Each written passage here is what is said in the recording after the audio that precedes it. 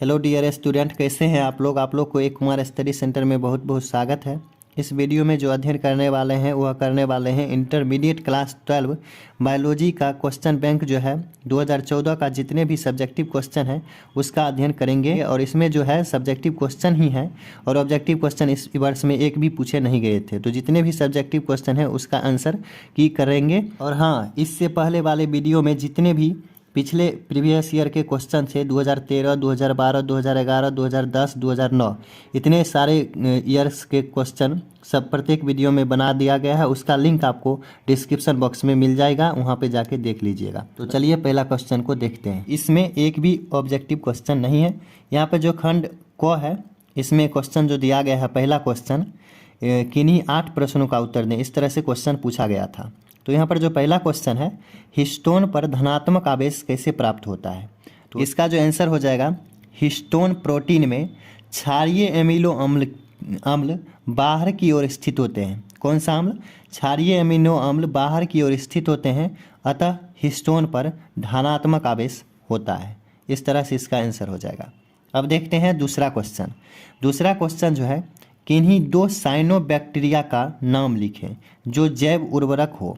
तो साइनोबैक्टीरिया बहुत सारे होते हैं, उसका नाम इस तरह से हैं, नॉस्टैक, एनाबीना, ओसिलोटोरिया, एस्पिरुलिना, अर्थोस्पेरिया। इस तरह के बहुत सारे होते हैं साइनोबैक्टीरिया। इसमें से जो पूछा जा रहा है जैव उर्वरक हो, तो जैव उर्वरक जो हो जाएगा नॉस्टैक और दूसरा एनाबीना। इस तरह से इसका आंसर हुआ। तीसरा क्वेश्चन जो है, कदम में किसके द्वारा परागण होता है, यानी कि परागण जो पुष्पों में जो निषेचन की घटना होती है वही वाली बात। तो कदम में बैट्स यानी कि चमगादड़ द्वारा परागण होता है। किसके माध्यम से? तो चमगादड़ के माध्यम से। और चौथा जो क्वेश्चन है, शुक्राणु के मध्य भाग में क्या पाया जाता है। शुक्राणु ये जो है मनुष्य में, मानव में पाया जाता है, नर में शुक्राणु स्पर्म, तो के मध्य भाग में माइटोकॉन्ड्रिया पाया जाता है। कौन सा चीज़? तो माइटोकॉन्ड्रिया। शुक्राणु कुछ इस तरह का होता है ऐसे, तो इसको गति देने के लिए इस माइटोकॉन्ड्रिया ऊर्जागिरी की ज़रूरत पड़ती है, जो कि यहाँ पे पाया जाता है मध्य भाग में। तो शुक्राणु के मध्य भाग में माइटोकॉन्ड्रिया पाया जाता है। तो इस तरह से इसका आंसर हुआ। अब देखते हैं पाँचवा क्वेश्चन को। पाँचवा जो क्वेश्चन है, प्लाज्मिड DNA किस सूक्ष्म जीव में पाया जाता है।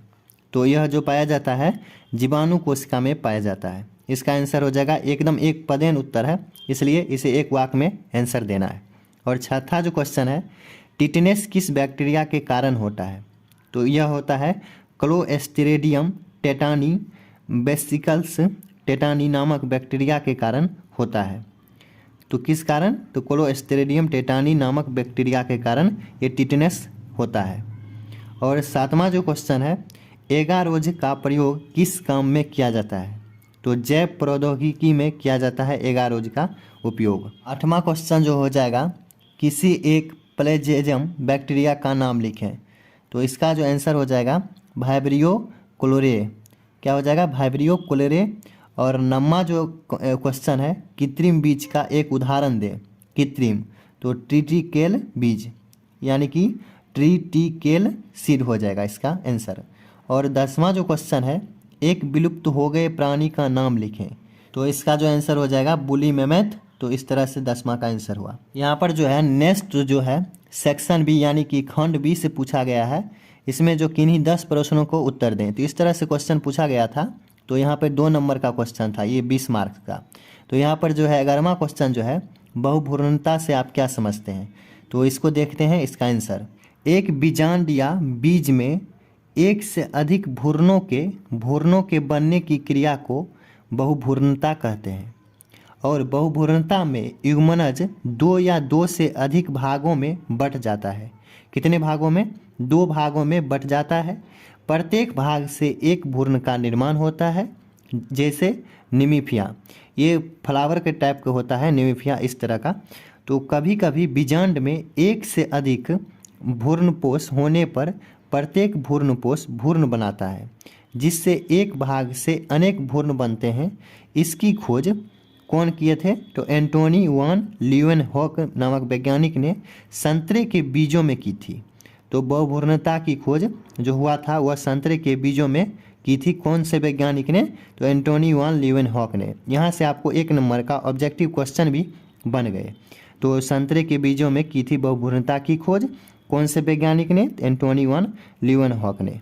तो इस तरह से बहुभुजता का परिभाषा हुआ। अब देखते हैं 12वां क्वेश्चन। नेक्स्ट क्वेश्चन यहाँ पर जो 12वां क्वेश्चन है, आरोपण किसे कहते हैं? यह क्रिया कब प्रारंभ होती है? तो स्त्रियों में ब्लास्टोसिस्ट को गर्भाशय के इंडोमेटेरियम लाइन पर आने की क्रिया को आरोपण, इंग्लिश में कहें तो इम्प्लांटेशन कहते हैं। यह क्रिया निषेचन के 7 दिनों के बाद होती है। कितने दिनों के बाद? तो 7 दिनों के बाद ये प्रारंभ हो जाती है। यह क्रिया कब प्रारंभ होती है? तो 7 दिनों के बाद। और आरोपण किसे कहते हैं? तो स्त्रियों में ब्लास्टोसिस्ट को गर्भाशय के इंडोमेटेरियम लाइन पर आने की क्रिया को आरोपण कहते हैं। अब देखते हैं 13वां क्वेश्चन को। तो 13वां क्वेश्चन जो है, एक संकर क्रॉस तथा द्विसंकर क्रॉस के फिनोटॉपिक अनुपात को लिखें। तो यहाँ पर जो हो जाएगा, एक संकर क्रॉस का फिनोटाइप अनुपात 3:1 हो जाएगा और द्विसंकर क्रॉस फिनोटाइपिक अनुपात 9:3:3:1 हो जाएगा। और उत्परिवर्तन को परिभाषित करने के लिए बोल रहा है। तो इसका परिभाषा जो हो जाएगा यहाँ 13 नंबर के बी सेक्शन में, जीव संरचना में वह परिवर्तन जिसके कारण संतति में उस जीन द्वारा अभिव्यक्ति होने वाले लक्षण परिवर्तित हो, वह क्या कहलाता है? उत्परिवर्तन, और इंग्लिश में कहें तो म्यूटेशन कहलाता है। आई होप कि आप ये समझते जा रहे हैं। तो वीडियो को एकदम लाइक करते चलिए। यहाँ पर जो हो जाएगा, द्विसंकर क्रॉस यानी कि डायहाइब्रिड क्रॉस के जीनोटॉपिक अनुपात को लिखें। तो द्विसंकर क्रॉस का जीनोटॉपिक अनुपात 1:2:1:4:4:2:1:1 हो जाएगा। इस तरह का द्विसंकर क्रॉस का। और यहाँ पर जो है, इसमें एक 8वां में क्वेश्चन पूछा गया है, रेशम के 4 किस्म के नाम लिखें। तो मलबरी, दूसरा तरसर, तीसरा ओक तरसर, तीसरा एरी, चौथा 5वां मूंगा सिल्क, और 6ठा अनापे रेशम, और 7वां शहतूत रेशम। इस तरह से बहुत सारे रेशम के प्रकार और किस्म होते हैं। यहाँ पर 4 प्रकार के किस्म बोले गए थे, मैंने आपको यहाँ पे 7 प्रकार के बता दिए हैं, ताकि आप एक भूल भी जाएं तो कोई दिक्कत नहीं, कम से कम 5-6 तो याद रहेगा। तो इस तरह से आप सबको याद कर लीजिएगा। अब देखते हैं 15वां क्वेश्चन को। 15वां क्वेश्चन जो है, पॉलीप्लॉइडी को परिभाषित करें, यानी कि बहुगुणिता को परिभाषित करें। तो जीवों में गुणसूत्र समुच्चय की संख्या में जब 2 या अधिक होती है तो वह जीव बहुगुणित या बहुगुणन, यह गुण बहुगुणिता कहलाता है। क्या कहलाता है? बहुगुणिता। अब देखते हैं यहाँ पर बी नंबर में जो पूछा गया है, बहुएलील क्या है? तो बहुएलील, इसका जो परिभाषा हो जाएगा, जब किसी एक लक्षण के लिए 2 से ज़्यादा वैकल्पिक एलील जिम्मेदार हो तो ऐसे एलील को बहुएलील कहते हैं। इस तरह से इसका आंसर हो गया। 16वां क्वेश्चन जो हो जाएगा, निम्नलिखित में से कौन 2 दलों के बीच योजक करी है? यहाँ पे जो है ऑप्शन में दिया गया है, प्रोटोपेट्स, बी पेरीपेटस, तीसरा एकिडाना, और चौथा जो है आर्कियोपेटेरिक्स। तो इसमें जो हो जाएगा योजक करी, निम्न में से पेरीपेटस और दूसरा एकिडाना, 2 समूह के बीच के योजक करी हैं ये दोनों, बी और सी वाला। अब देखते हैं 17वां क्वेश्चन को। तो 17वां क्वेश्चन का जो आंसर हो जाएगा, यहाँ पे क्वेश्चन जो है, निम्न को परिभाषित करें। इम्यूनोथेरेपी और कीमोथेरेपी, ये जो है इलाज कराने की विधि है जब कैंसर हो जाती है तब। तो इम्यूनोथेरेपी तो फ्लोनल प्रतिपिंड की सहायता से कैंसर रोग का निदान करने की प्रक्रिया को इम्यूनोथेरेपी कहा जाता है। और यहाँ पे कीमोथेरेपी प्रति कैंसर रसायनों का उपयोग कर कैंसर रोग का निदान करने की विधि को कीमोथेरेपी कहा जाता है। तो इस तरह से इम्यूनोथेरेपी और कीमोथेरेपी के आंसर। और देखते हैं 18वां क्वेश्चन का आंसर, जैव प्रौद्योगिकी की परिभाषा लिखें। तो जैव प्रौद्योगिकी जीवित जीवों जैसे जीवाणु, पादप या जंतु कोशिका अथवा इनके घटकों या एंजाइमों का उपयोग मानव कल्याण के लिए उत्पाद प्राप्त करने का विज्ञान है। कौन सा? तो ये विज्ञान है जैव प्रौद्योगिकी। और बी जो है, क्राय प्रोटीन को परिभाषित करें। तो क्राय प्रोटीन एक प्रकार के जीवाणु द्वारा उत्पन्न प्रोटीन है जो उस जीवाणु के क्राय जीन की अभिव्यक्ति का उत्पाद है। इसे ही क्राय प्रोटीन कहते हैं। तो इस तरह से इसका आंसर हुआ। अब देखते हैं 19वां क्वेश्चन का। डीएनए फिंगरप्रिंटिंग को परिभाषित करें। तो इसमें व्यक्ति के डीएनए के आधार पर उसकी पहचान की जाती है। डीएनए जो होता है डीऑक्सीराइबोन्यूक्लिक एसिड, उसके आधार पर पहचान की जाती है। फिंगरप्रिंटिंग यानी कि इसका जो है डीएनए का कुछ लेकर प्रिंट करके इसकी व्यक्ति की पहचान कर ली जाती है। तो इसका सर्वप्रथम सन 1984 ईस्वी में एल के जेफरी ने बताया था। इस तरह का डीएनए फिंगरप्रिंटिंग जो होता है। तो इस तरह से 19 नंबर क्वेश्चन का आंसर हुआ। अब देखते हैं 20वां नंबर का क्वेश्चन।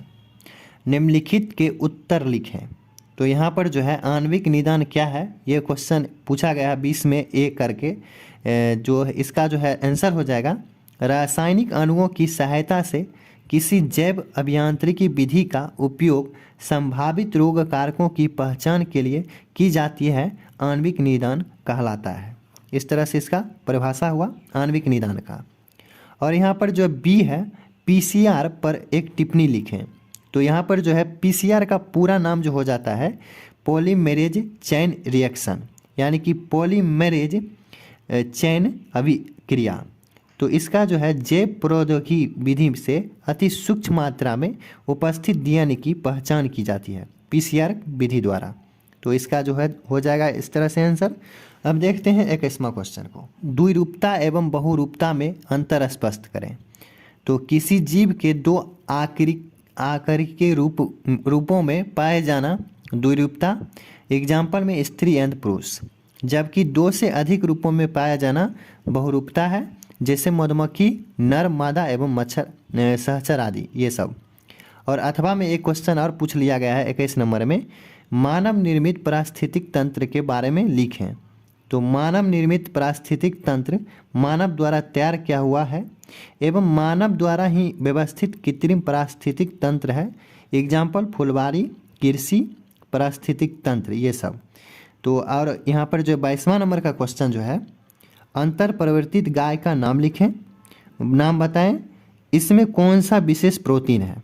तो इसका जो काव है वह रोजी है और इसमें जो विशेष प्रोटीन रहता है यानी कि दूध में जो प्रोटीन रहता है वह लैक्टेस एल्बुमिन। तो इस तरह से ये 22 नंबर का क्वेश्चन अंतिमा था। 2014 के जितने भी सब्जेक्टिव क्वेश्चन थे उसका हल आपको बारी बारी से मिल गया है। आपको आई होप कि ये सब जितने भी क्वेश्चन आंसर थे आपको समझ में आया होगा। समझ में आया है तो वीडियो को दबाकर एक लाइक कर दीजिए। चैनल पर नए हैं तो चैनल को सब्सक्राइब जरूर कर लीजिए ताकि आपको इस तरह के नए नए वीडियो हमेशा आपको मिलते रहेंगे एग्जाम के दृष्टिकोण से। और हो सके तो अपने फ्रेंडों में इस वीडियो को भी शेयर कर दीजिएगा ताकि उनको भी लाभ मिल सके।